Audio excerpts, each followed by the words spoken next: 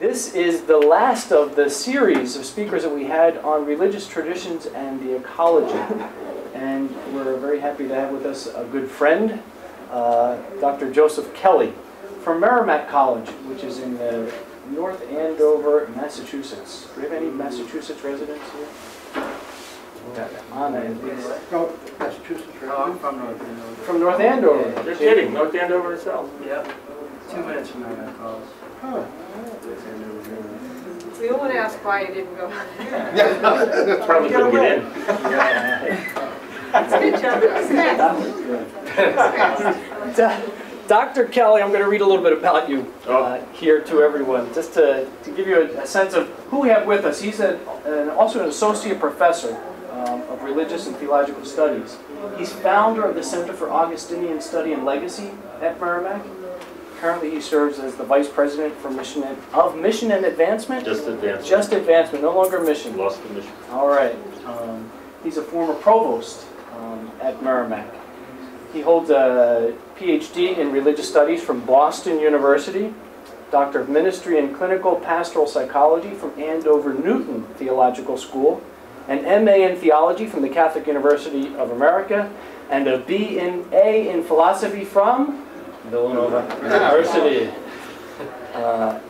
Since his arrival at Merrimack, he's also served as Vice President for Student Life, Director of Campus Ministry, has worn many hats at Merrimack. He's a clinical psychologist, musician, author of a number of books, 101 Questions on the Bible. Is it Paulus Press? Well, not the Bible. What was it on? Prayer and Oh, that's right. 4 Last Things. Definitely 4 Last Things. Faith in Exile, Finding Hope in Times of Doubt. And you have a forthcoming book on prayer? Or is that the one? Is that On Augustine, 2 on Augustine. On Augustine. We're looking forward to any target date for when they'll be coming? No, I'll break out in a cold sweat. All right. Well, we're thrilled to have you here to kind of talk to us, give us some insight on Augustine, and continue with our year of sustainability that we're celebrating here at Villanova, and the ecology. So, welcome. Thank you, Father Joe.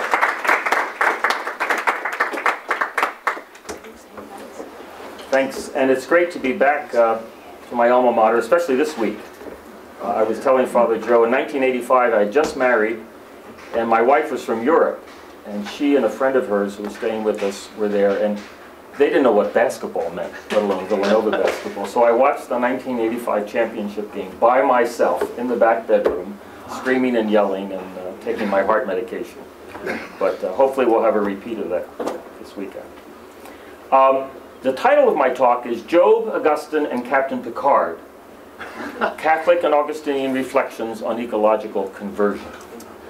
But before we start, I want to give it a quiz. You know, pre-test, post-test. This is a pre-test quiz. Here's a quote. "We may feel a deeper wonder at the agility of a mosquito on the wing than at the size of a beast of burden on the hoof, and may admire more intensely the works of the smallest of ants than the burdens of camels." What is the source of this quote? A, a National Geographic article on insects. B, an episode of House. C, Augustine's City of God book. D, Darwin's Origin of the Species. And E, the Book of Job. There'll be a test afterwards. You can use a lifeline, make a phone call, whatever you want to do. Okay, Job, Augustine, and Captain Picard. Catholic and Augustinian Reflections on Ecological Conversion. Before we get on to popes and bishops and ecclesiastical matters, I'd like to start by appealing to a hierarch, not a cardinal or cleric, but a captain, Captain Jean-Luc Picard. I don't know if there are any trekkers in here, but you may remember that in the last season of Star Trek: The Next Generation, one of the final episodes revealed that warp speed, you know, that super speed at which starships traveled, was in fact destroying the universe. interrupting the time-space continuum. So Jean-Luc has a problem. In the final scene of the episode, gazing out of the Enterprise at the star-studded blackness of space, he said, "All this while, as I've been exploring the universe that I love, I may have been destroying it." Now, if you know anything about the series, warp speed is the fictional premise upon which Star Trek, as a myth, is based.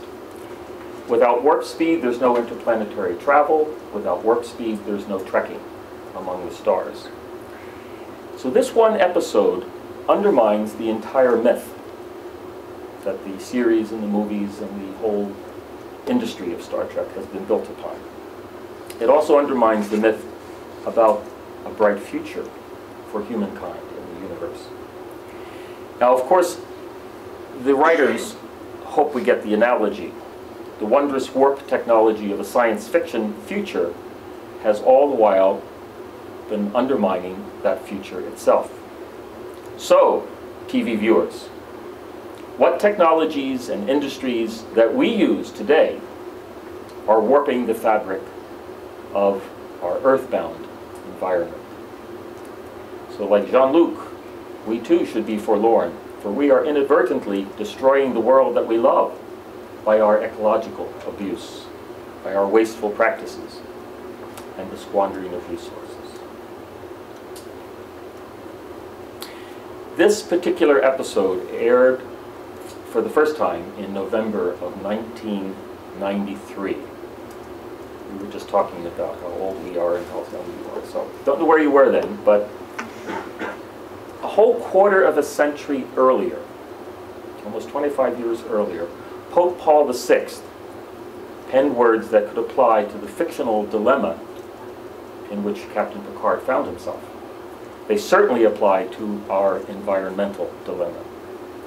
The Pope, at that time in 1971, wrote, "We are suddenly becoming aware that by an ill-considered exploitation of nature, we risk destroying it, and becoming, in turn, the victims of this environmental degradation. Not only is the material environment becoming a permanent menace to us due to pollution and refuse, new illnesses, and absolute destructive capacity, but the human framework is no longer under human control. The human framework within which we live is no longer under our control. Thus, we are creating an environment for tomorrow which may well be intolerable." That's in 1971. And Paul VI first began raising environmental issues in the late 60s and early 70s in the context of the economic development of the Third World.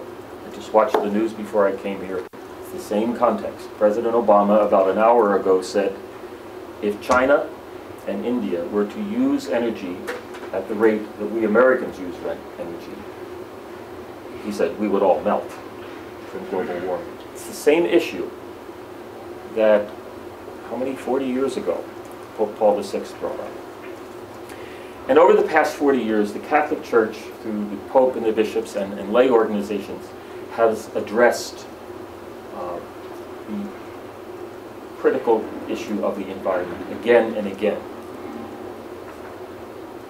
And I would recommend that if you haven't visited the Office of Mission Effectiveness webpage, please do, because Chris has provided there an overview of the hundreds of documents that have come out from the popes, the bishops, and lay groups on Catholic teaching about the environment. Now, I have some handouts to help you follow. Thanks, Joe. I think it's important. I'm presuming that you are aware of environmental issues and that you are aware that there is a Catholic Church. But I'm not so sure how aware you are of the fact that the Church has been addressing environmental issues, as I mentioned, for over 40 years. So I think the text, that is the actual words that have come from some official church teachings, are important to hear and to see. And that's the purpose of these handouts. So you have them, okay?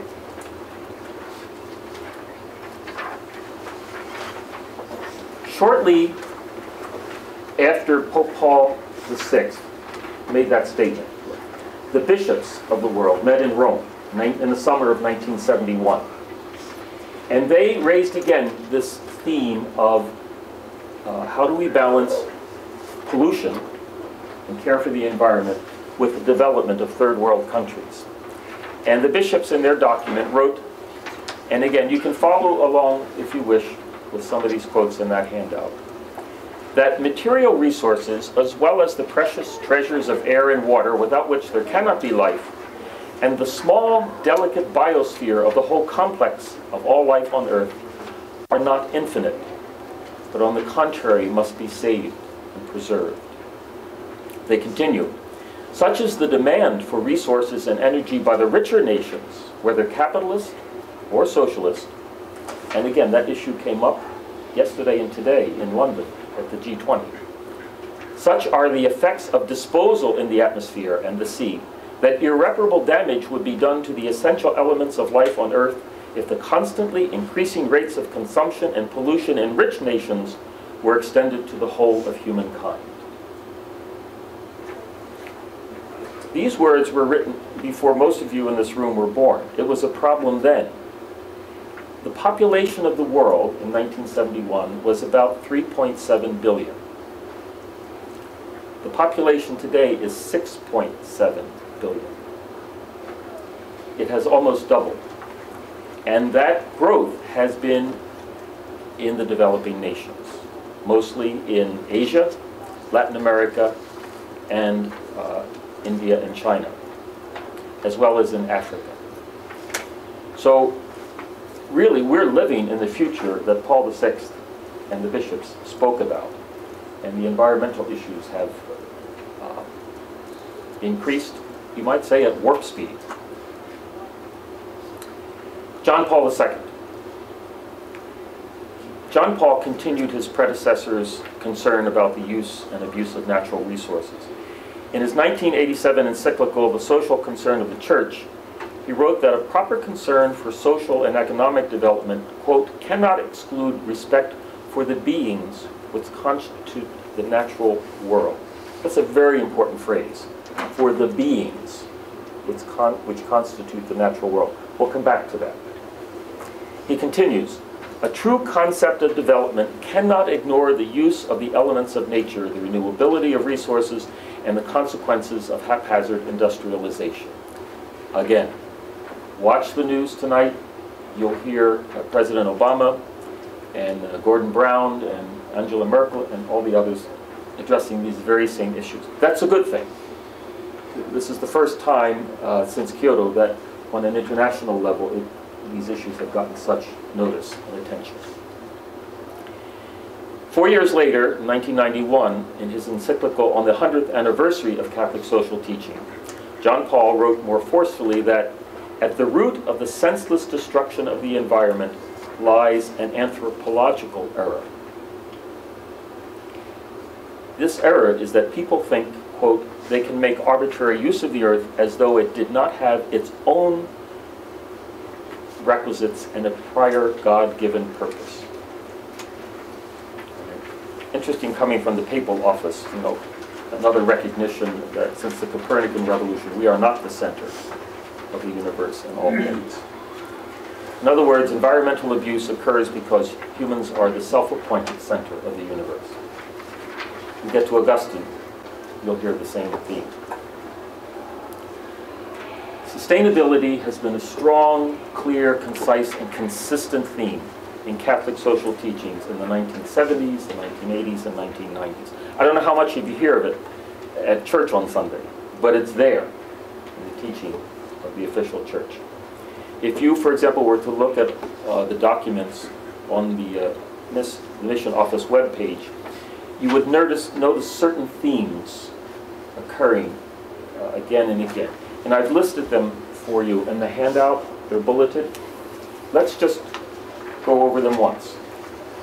If you were to do any research or papers on this topic, these are topics you'd have to cover. The resources of the earth belong to all. A safe and healthy environment is a basic human right. Rome has been pushing for that in the inclusion of human rights in the United Nations. The diversity of nature is a reflection of divine beauty. The beauty and order of nature is a spiritual path to contemplation of the divine. The rights of the poor in developing nations should not be sacrificed in the correction of ecological abuses, and the vast complexity and scope of environmental problems requires a new international solidarity. That last point, and again, I was just at home with my parents in Berlin, and Obama just gave a press conference, and he must have said that 5 times. The issues of the economy, but also the issues that face us all, are so complex, and we are so interrelated with each other that we have to approach the topic together. If you were to read one document, and I have copies of it here for you to take when you leave, of all of these hundreds, it should be Pope John Paul II's address on January 1, 1990, New Year's Day. January 1, 1990.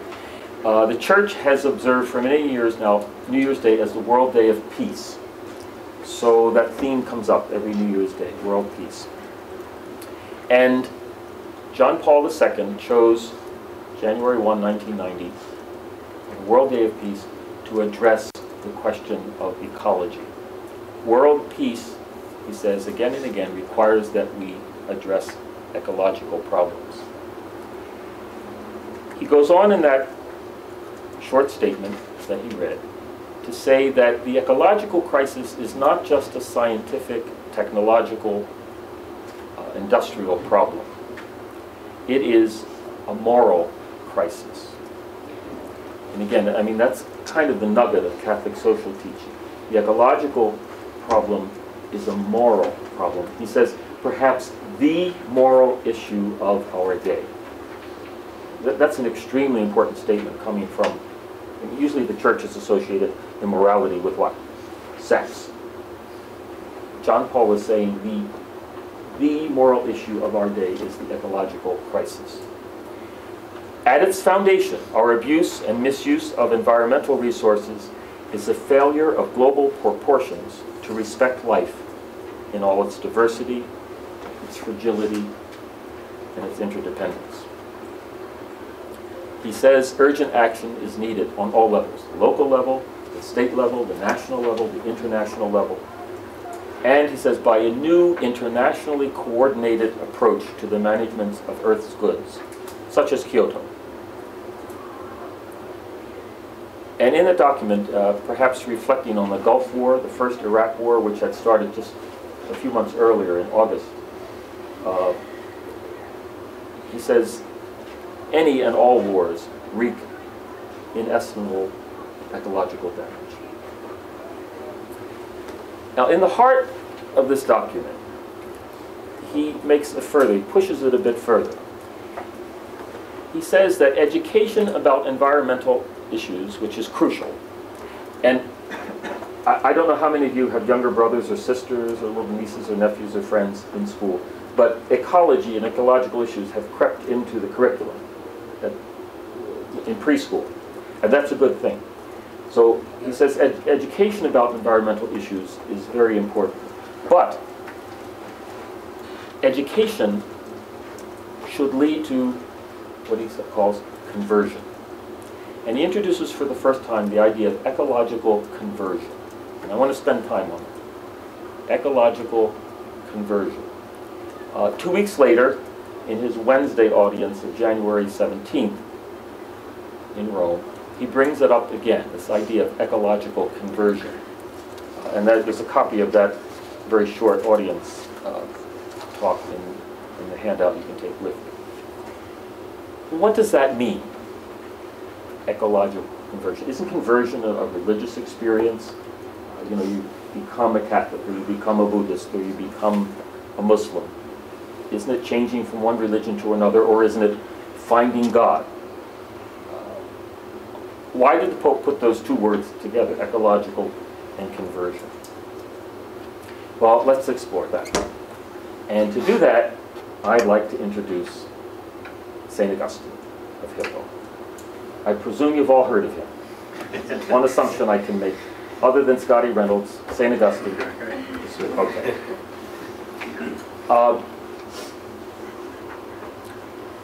Ecological conversion is, at its root, a change in a person's relationship with nature. A change in one's mind and heart and behavior regarding the created world and the universe. And I do this with some hesitation because we have a distinguished philosopher in our midst. But I would claim, and some Augustinians, but I claim that we find a dramatic example of ecological conversion in the life of St. Augustine. And I don't think I'm reaching here. All right, I got to prove my point. Now, you know something of Augustine's life, I presume, about his stormy but typical adolescence, his philosophical wanderings through Manichaeism and Neoplatonism, his struggle with being at the heart of the Roman court, the imperial court in Milan, and his final conversion to Christianity. This story has intrigued and enchanted and delighted and challenged tens of thousands of people over the last 1,600 years. So when did Augustine have time for an ecological conversion? And why would he need one? Certainly, Augustine and his compatriots in the 4th and 5th century didn't face the environmental crisis that we face today. If you stay with Augustine, after his first famous conversion and baptism in 386 and 387, and if you follow his writings carefully from 389 on, so just a few years after his baptism in 387, in 389 he begins a series of 5 major works. And the theme of every work is creation, nature. I list them in the handout, just so you have them. The first, in 389, on Genesis. All right, the first book of the Bible that talks about creation. On Genesis against the Manichaees, 389. On the literal interpretation of Genesis, an unfinished book, in 394. He didn't finish it in 394, but that's the date it's associated with. Books 11, 12, and 13 of the Confessions. Those are the books nobody ever reads. Has anybody read them, students? See? Once, when I taught the course of the Confessions, I made them read the last 3 books. They hated me. But that's what he talks about there. It's a trilogy of chapters on creation, 397 to 401. Then, on the literal interpretation of Genesis that he did finish, from 401 to 415, look how long it took him. That something's going on when it takes a writer 14 years to finish a paper or a book. And then the City of God, book 11, City of God from 413 to 426. And I also quote from book 22 of the City of God, as you'll see. What's going on? Why did Augustine, with all that he had to do as a busy priest and bishop, with all of his doctrinal battles with the Manichaeans and the Pelagians and the Donatists and church politics, why did he spend so much of his time in the evening burning that wonderful North African olive oil to give him light to work on creation? What was going on?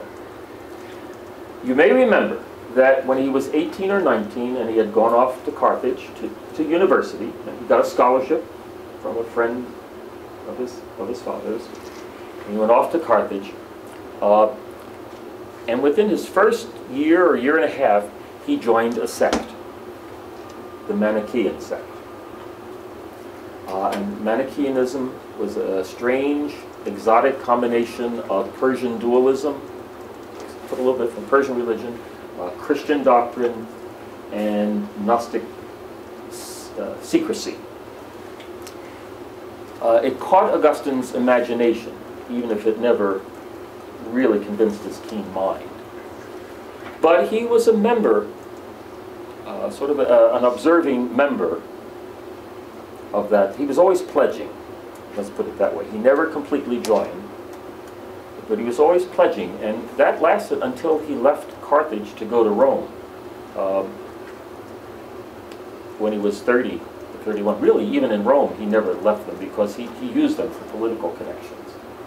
When he gets to Milan, when he's about 30 or 31 years of age, he leaves Manichaeism. Now, some of you may be aware of this, but I think it's worth going through. Manichaeism, as a doctrine, taught that matter is evil, spirit is good. Now, right away, the alarm bell should be going off. Dark, heavy, impermeable, stony, or fleshy matter is from the evil one. Light, airy, translucent, wispy, willowy spirit is from God. Salvation is separating the two, because the creation is a mix of evil and good. Matter, evil, spirit, good. Salvation is separating the two and escaping as much as possible from the heaviness of the physical world, ignoring as much as possible the exigency, the obstinacy of nature, of things, and retreating into the light of the non-material spiritual. The young Augustine would have made a very poor environmentalist. If your presupposition is that matter doesn't matter, then you're not going to care much about nature. After he finally and intellectually left the Manichaean sect, but before he became a Christian, Augustine met a group of intellectuals in Milan, which was the capital of the empire at that time.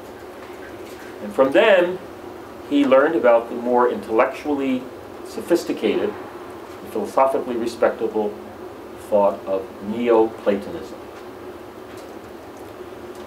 This reprise of Plato's philosophy from Plotinus in the 3rd century was not as crudely dualistic as Manichaeanism. However, it encouraged, just the same, a mystical ascent away from creation, away from material creation, to ever higher levels of mystical experience, until finally you were freed from matter, from creation itself, and experienced unity with the One. God, sort of, if you will. We hear about Augustine's attempts to practice Neoplatonic mysticism in Book 7 of the Confessions. And he talks about how hard he worked at it.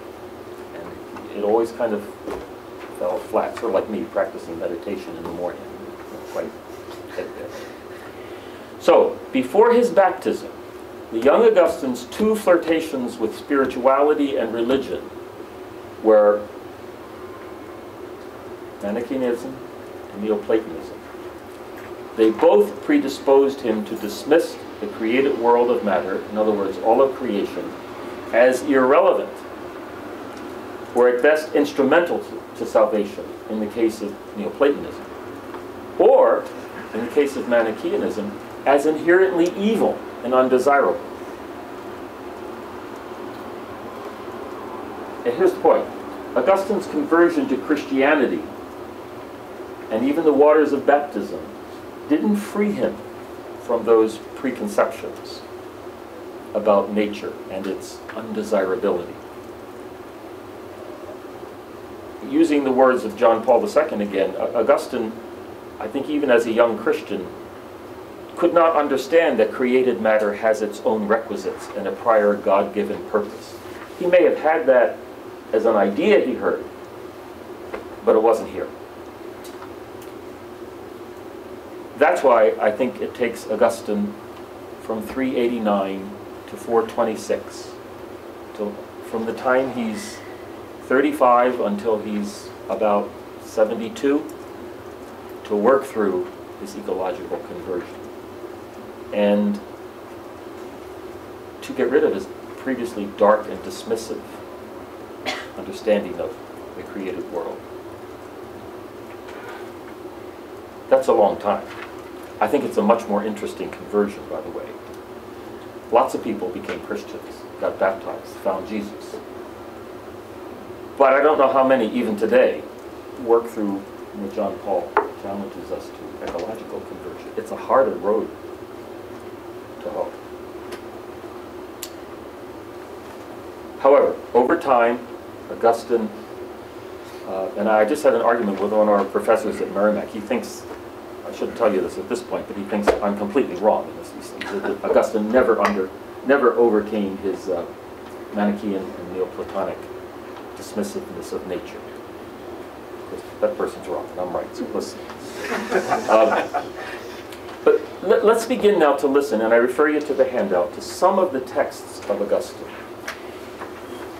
He slowly comes to affirm, in faith, that God created all things. All created things are in themselves good, and that the magnificent diversity of creation is a reflection of infinite divine beauty. Those themes emerge again and again, like waves of the ocean. They keep crashing against the rocks of his Manichaeanism, his Neoplatonism, and reducing them. He writes in the book 7 of the Confessions, that everything that exists is good. You have made all good things, and there are absolutely no substances that you have not made. In book 11 of the City of God, Augustine sounds like a contemporary Christian biologist, marveling at creation. And look, just follow me with this. It also answers the quiz question.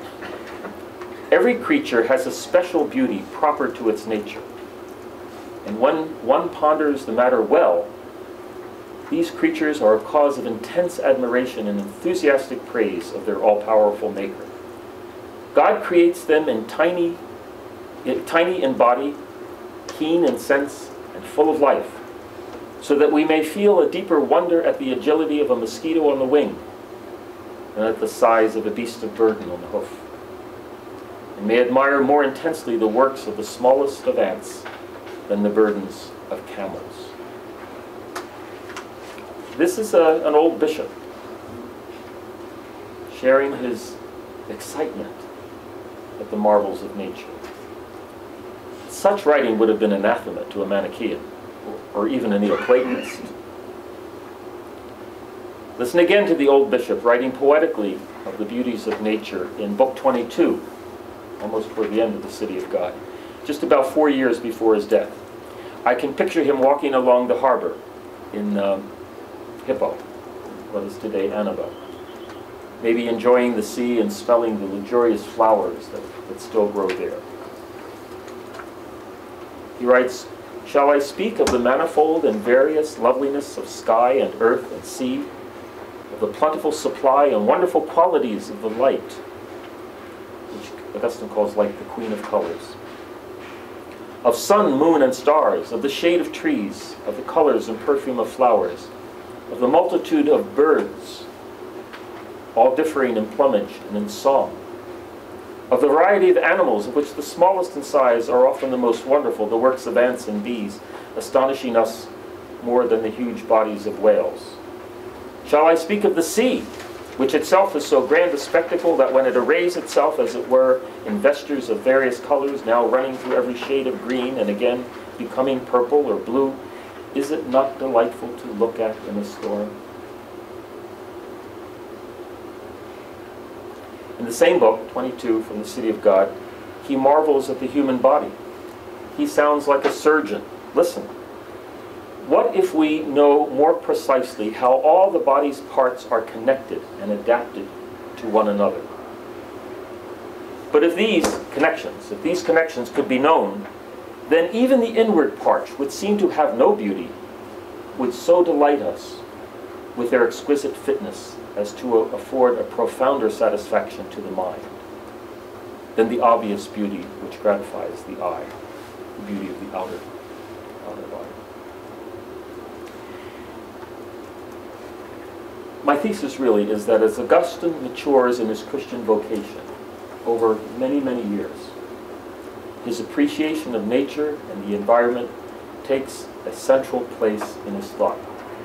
He luxuriates in the beauty of the created world, affirming over and over in his writings and sermons that all creation is from God. All creation is good, and all creation reflects its maker. This is his long-term and perhaps more interesting conversion story. Now, if you know Augustine, you also know he's always on the lookout for evil and sin and the effects of sin. Another important dimension of Augustine's ecological conversion is his conviction that we humans have responsibility. We have to take responsibility for creation, for what we today would call the environment. And he thinks, and he's very explicit about this, he thinks we sin against creation in three ways, for three reasons. Because of our greed, because of aversion, because we're repelled by certain things in nature, and because we exploit nature for our own needs. Because of our greed, our aversion, and our exploitation. By greed, because instead of seeing nature as it is in itself, we see it only in light of its usefulness to us. So we devalue in nature what does not seem useful to us, and we exploit what is useful. This language seems prophetic to us in the 21st century.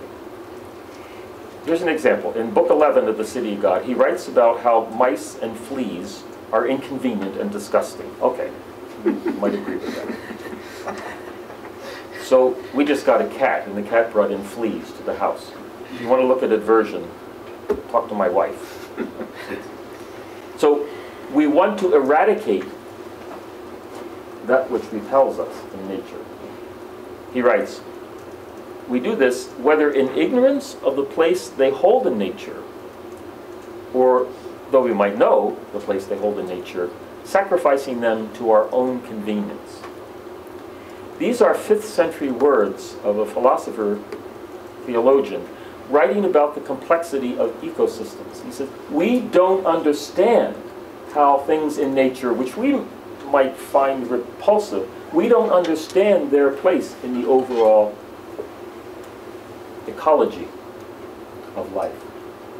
That doesn't give us any right to eradicate them. When I was a kid down on the Jersey Shore, one of the things we loved to do, when I think about this, of course it could explain my momentary lapses in memory, the mosquito sprayers would come out. Remember that? The Jersey Shore? And these trucks would go through, spewing out blue gas of some type that was killing all the mosquitoes. And we'd run down the streets in Wildwood, inhaling the stuff. What were we doing, first of all, to the kids? And what were we doing to the environment? It's a perfect example of what Augustine's talking about. Here's a writer in the 5th century, writing this in the early 400s, saying, just because we don't understand or don't like different aspects of the ecosystem doesn't give us the right to eradicate or exploit it. Nature is from God and belongs to all of us for our life and our delight. In his commentary on Psalm 147, which is a Hebrew song that sings the joys of nature and creation, Augustine writes about our use of the fruits of nature in words that sound like a contemporary campaign for limited use of scarce resources and careful recycling. God asks back what he gave you, and from God you take what is enough for you. The superfluities of the rich are the necessities of the poor. That's one of the most politically subversive statements in philosophical or theological literature. Superfluities of the rich are the necessities of the poor. When you possess superfluities. You possess what belongs to others. If Augustine were here this afternoon, he might put it this way. The superfluous water you leave untouched in your water bottle actually belongs to a child with a parched throat in Darfur. The food you left on your cafeteria tray this afternoon at lunch really belongs to a kid in North Philly who won't have dinner tonight. And when you throw unwanted or outdated clothes in the trash, you are disposing of someone else's garments. Superfluities of the rich are the necessities of the poor. Augustine's ecological conversion ultimately matures into a social justice of equality, of ecology. Listen to a sermon he gave to his people. Sermon 29. He's confronting his congregation. Do you think it's a small matter that you are eating someone else's food? Superfluity of the rich, the necessities of the poor. Listen to the apostle, he says. We brought nothing into this world, yet a full table is spread before you. The earth and its fullness belong to God, not to just powerful, wealthy individuals or nations. God bestows the world on the poor. God bestows the world on the rich. The fullness of Augustine's ecological conversion is his pastoral and social commitment to ecological justice. So, I would assert again that Augustine, in his writings on creation, provide a good example of what John Paul II meant by ecological conversion. Okay, let's move toward a close. We started with Star Trek and Jean-Luc Picard, and then we worked back 2,000 years to Augustine. Let's go back almost another 1,000 years to Job. What could Job possibly have to teach us about environmental responsibility? The population of the world, ethnologists and those people who study this sort of thing, say at the time the book of Job was written, it's hard to date it, maybe 500 BCE, the population of the entire world was maybe 100 million people. You know, how many Americans are there now? 320 million, something like that. For the entire world at that time. You don't have a lot of ecological problems with such a small population. So what can Job have to teach us about ecology? In his writings, John Paul II said the ecological crisis is a moral crisis. But he said something else. It's also a spiritual crisis. And that's my final point. You know the story of Job. He was a prosperous landowner, a religious man, had everything you could dream of. Satan says, Job is religious, God, because he's got everything. Let me test him. So Job, little by little, loses his house, his family, his wealth, and finally his health. And he's reduced to sitting on the dung heap when Satan has finished with him. Nonetheless, he remains faithful to God. And then there follows 30-some chapters of arguments. Job is saying, the accepted teaching of the time was that if you're good, God will reward you. If you're evil, God will punish you. If you're being punished, if you're having a rough time in life, you must have done something wrong. By the way, I think we still ask that question today. Job protests again and again. I have done nothing wrong. I'm not perfect, but I have tried to be good. This is not fair. And he has these three friends who constantly argue with him. And scripture scholars tell us that they're actually presenting various philosophical schools of the time about the nature of good and evil and wrong and right behavior and all of that. And they go on and on and on, and the arguments get more and more and more complicated. And finally, in chapter 38, the end of 37, it ends. And chapter 38 opens with this long, luxurious, and beautiful hymn to creation. When you're reading the book, it's like, well, wait a minute, I must have missed a page. This doesn't make sense. You go from rational argumentation up to chapter 37, and chapter 38 to the end, about 4 more chapters. It's poetry. Why that subversion of the rational arguments? Those chapters 38, 39, 40, 41, 42 in Job, they rival the book of Genesis in their description of creation. And God starts sort of an argument to Job. He says, "Where were you, Job, when I created the world? Do you know how it works?" And it was, some of the best passages in Scripture are in chapter 38 and following in Job. But what's going on? I think the answer is at once simple and mysterious. Job's faith, which has been sorely tested and tried by his suffering, is not restored by rational argument, but by his experience of God through nature. His journey through doubt and despair leads finally to the consolation of the divine presence experienced through the world around him. And in the end, it's the beautiful image of Job says, "I put my hand over my mouth." And he just begins to allow himself to experience. In nature, he finds divine healing for all of his suffering. I'll bet that many of you have had a similar experience.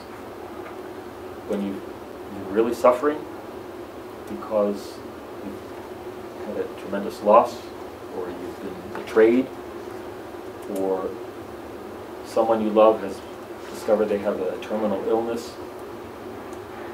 When somebody comes in and, well, it's God's will, and they give you all kinds of reasons, it doesn't help a whole lot. For many of us, we little by little slowly come to experience God's presence to us in our suffering through the beauty of the created world. But what happens when the created world is suffering and sick? What happens when nature, which in just about every major world religion is considered a symbol of and a sacrament, really if you use those words, of the divine, a way to the divine? What happens when that path begins to get overgrown by weeds that we have sown as human beings? What happens when it begins to submerge in human waste? What happens when we no longer, like Job, have access to God through nature? What do we do when nature is sick? Who heals us then?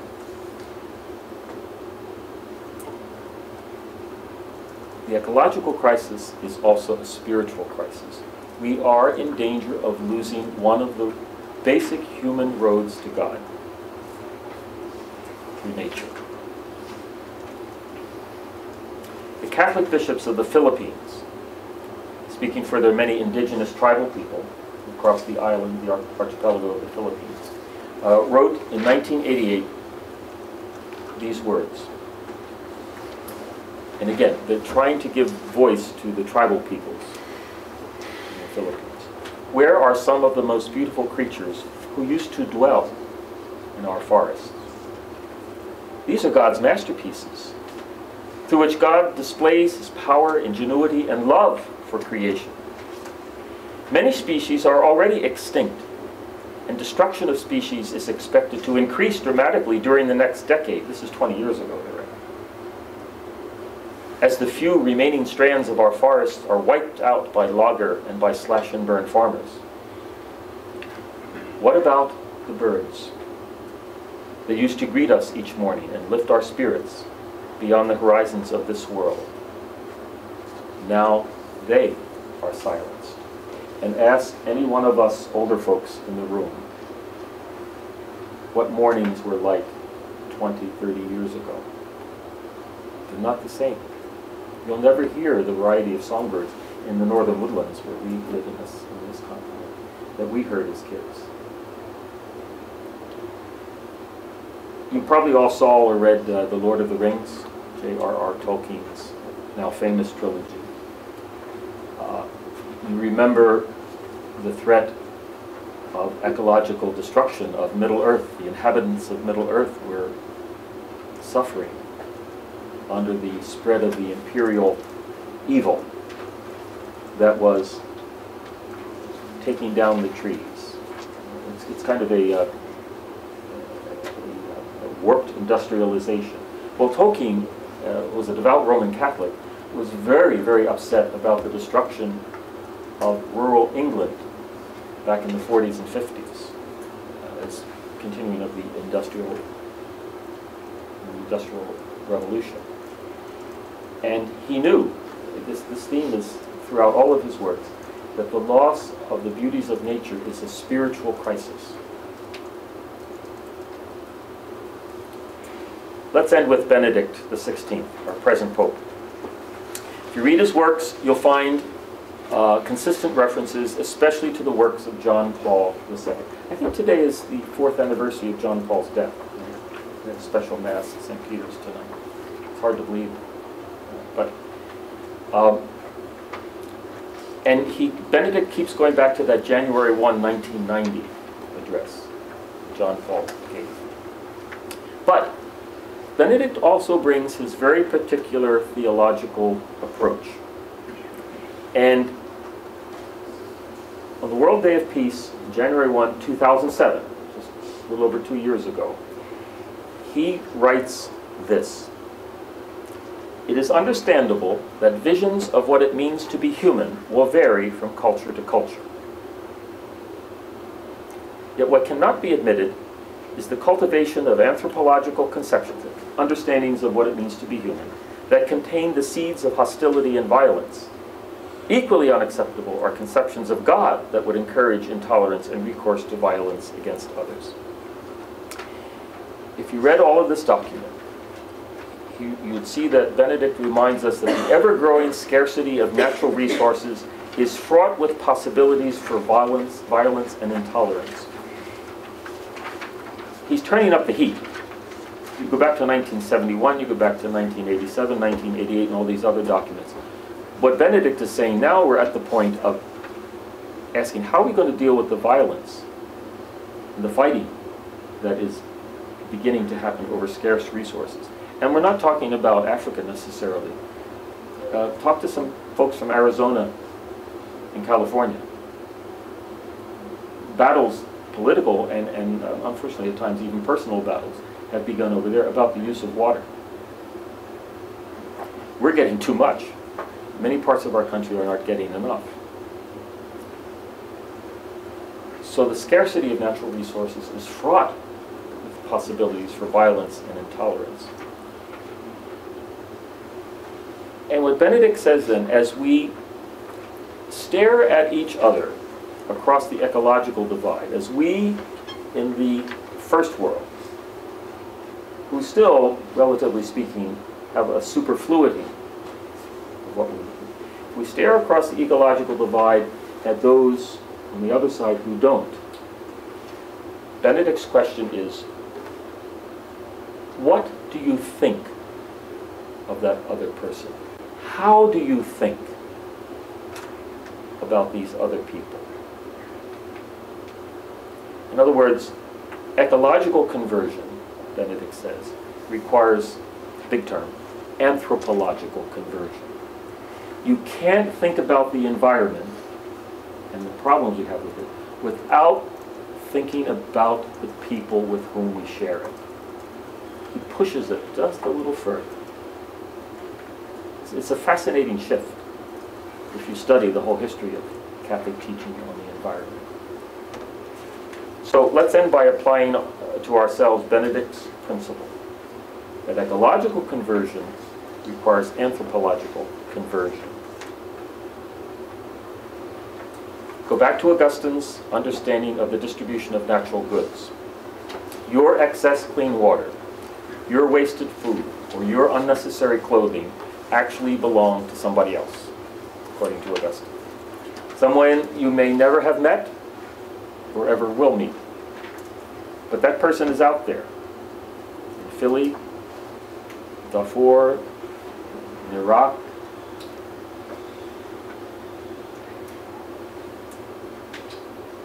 As we ask theoretical or scientific questions about scarce resources, Benedict invites us to ask some deeper soul-searching questions.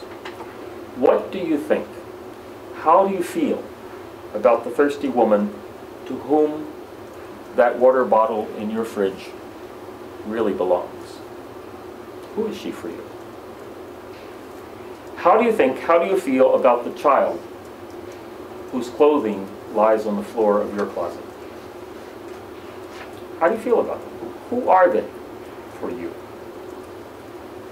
When do you ever think, I include myself in this, when do we ever think, or do we allow ourselves to think about the man whose now nourishment lays claim to the food on my plate, on my tray?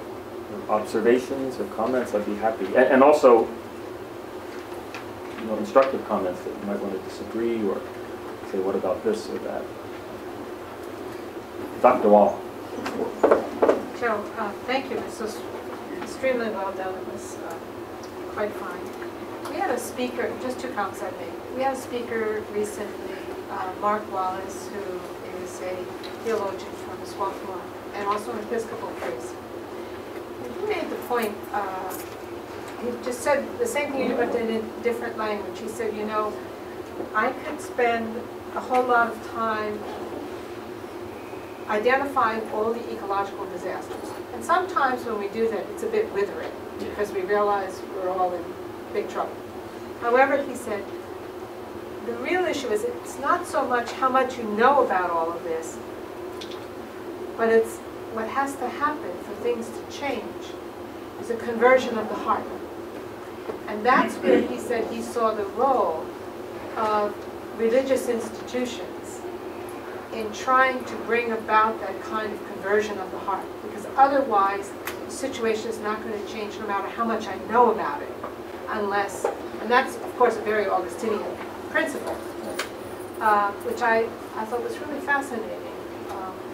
Well, it's like Plato, isn't it? Plato presumes if you know what the good is, you'll choose it, but finding out what the good is, because there were so many things. The other point I would make is I appreciate your rendition of the tradition, particularly in Catholic social teaching, but I could go through, prior to 1990, in the documents, beginning with Rerum Novarum of 1881, and point out where nature is seen in the context of how it is seen in the world at large, namely as an entity to be, the word is used, mastered, control, that human freedom is identified with mastery over the earth and that it's subsidiary to human needs, etc. I could amass all those texts, but it's really only with the transformation that John Paul II takes, and interestingly enough, in 1986, the Catholic bishops of Wales, right, that's a great document, on their document on the common good, make the specific point of saying that they stretch the conception of the common good to include not just humans, as it has been understood for centuries, right, but of all of creation.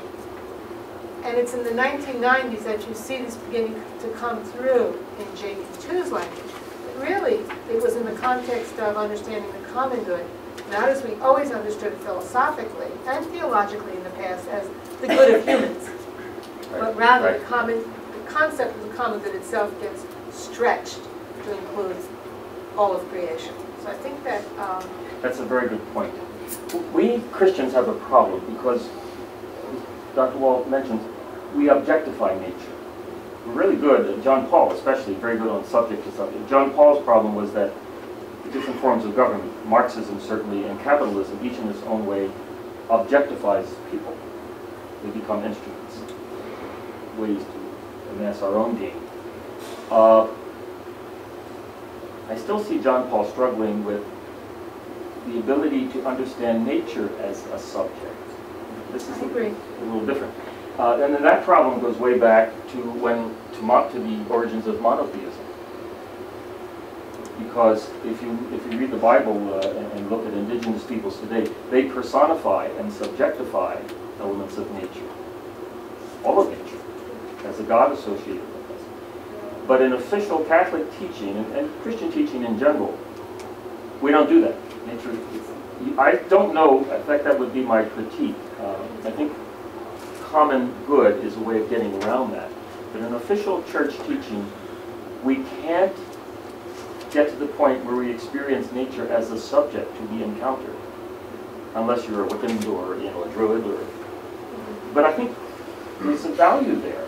A Jewish friend of mine says, "Well, of course, Christians, you can't be very good environmentalists. Your God, the last time your God met a tree, it wasn't a very healthy encounter for him." I have to think about that for a while. But he was trying to say that he doesn't see in Christianity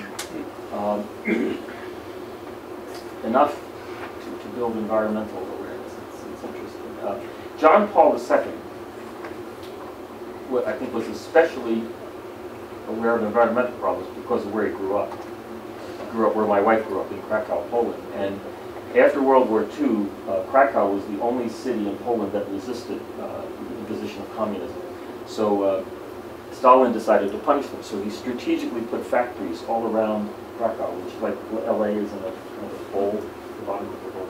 So Krakow has one of the worst environmental disasters to deal with in Europe. We're just beginning now to deal with it. That's where he grew up, so he was very sensitive to that. But I don't see him taking his philosophy of subjectivity, his personalism, and extending it to nature. That's a big jump for any Christian to make.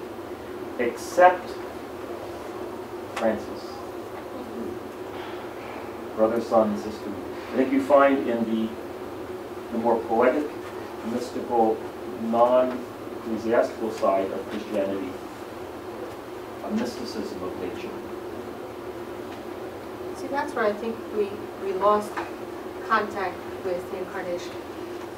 I mean, I think the monotheism aspect, the emphasis on transcendent as being totally other, and immanence. We always feared immanence. And in the tradition of Francis, you have the immanence. But we held on to the transcendence because we wanted to focus on the total otherness. However, I think that in that process, and that became the dominant theology, whereas the immanence became subordinated. However, I think in many ways it's a denial of the incarnation and the power of the incarnation. Many religions have a relationship with the creature to creator. And it's only in Christianity that emphasizes the overwhelming dignity of taking on material and raising it. And if we look at the mystery of the incarnation, it says literally to us Christians, all of creation has been touched again by God. So I think we've missed a deeper appreciation and owning of the incarnation. It's in our, in other words, I'm saying it's in our tradition, but we haven't laid claim to it the way that perhaps we need to today. So it's not creating something new, it's retrieving a tradition that we've lost a dimension of. Anyway. A lot of work to be done. Someone else? Unless you're willing to look at the New Testament and understand what kind of master God is talking about. It's the same verb that speaks in the Old Testament of mastering the earth, that speaks in the New Testament of being like Jesus. You know, we're going to have that shortly, celebrating next week, shortly before our guide weeks the tree for the last time. Riding into Jerusalem on a donkey. You know, I mean, this is the kind of Lord and Master that we're talking about. So it's sort of like, you know, if God, if you wonder what God meant by that, you know, what do you mean, God, when you say master it, dominate it? My son will tell you. And I think we need to read that back into how we should deal with Genesis, how we should understand understand this as now. It's a real different kind of domination. Yes. It'd be fun to play with the verbs.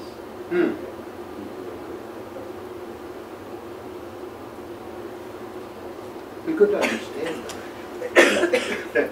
Yes? You just were saying that once we lose our spiritual root to God through nature, if it's polluted and destroyed in such a way, I was just wondering what other roots you saw, because it seems difficult to imagine. It's such a desolate world in many apocalyptic movies and books we even see today. How one could even conceive or spiritually connect with anything good if all the trees are burning, the earth is unable to grow anything, water's polluted, and all things are dead. I mean, I don't know how anyone could convince themselves of good in a world so destroyed. I mean, maybe among other human beings, but even then we wouldn't be able to support ourselves. I think this is what Tolkien worried about many years ago. You put it very well, better than I did. I mean, one could say, of course, in the trilogy, there is redemption comes through the humility and the perseverance of the hero, almost the anti-hero that Frodo is.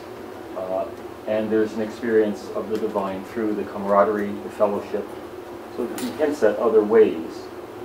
But there is the danger that's all going to be a waste. Well, T.S. Eliot, the wasteland. So that's what I think the writers mean when they say it's a spiritual crisis too. It's a little scary. And the birds. We don't hear the birds that we used to. You guys, this is what we did. We don't hear the birds. Most recently, water bottom reports we lost about 93% of the species of bird life. Most recently, due to several causes. Well, thank you very much. It's been a pleasure to be here.